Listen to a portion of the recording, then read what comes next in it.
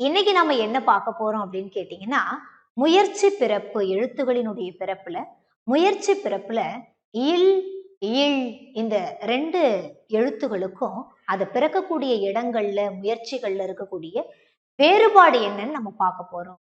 2க்குமே ஒரே மாதிரியான வார்த்தைகள் தான் வரப்போகுது. ஆனா 2டே 2 வார்த்தைகள் மட்டும் தான் மாறுபடும்.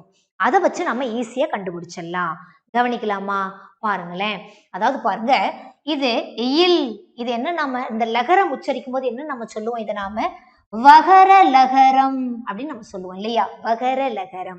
இந்த லகரம் பாருங்கம்மா, பொது லகரம் அப்படின்னு சொல்லுவோம்.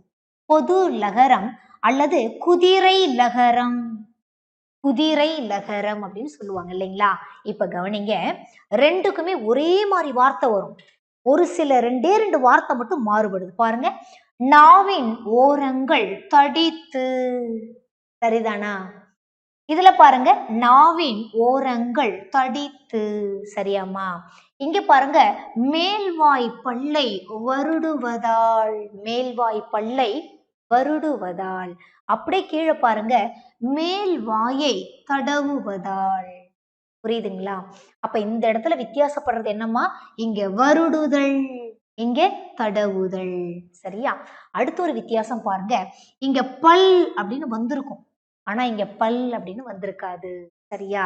இப்ப பாருங்க, இந்த லகரம் போட்டா பல் போடலாம்ல? இந்த லகரம் போட்டா பல் போடலாம் இல்லையா? அப்பனா மேல இருக்கக்கூடிய அந்த லகரமுக்கு பல்லுன்னு வரணும். கீழே இருக்கக்கூடிய அந்த லகரமுக்கு இங்க பாருங்க, பல் போட மாட்டோம் இல்லையா நாம? சரியா? அப்ப கீழே இருக்கக்கூடிய லகரமுக்கு பல் வராது. சரிங்களா?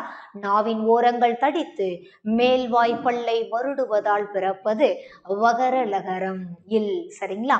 நாவின் ஓரங்கள் தடித்து, அதாவது பாத்தீங்கன்னா மேல் வாயை தடவுவதால். சரிங்களா? பொது லகரம் இல். சரிங்களாமா?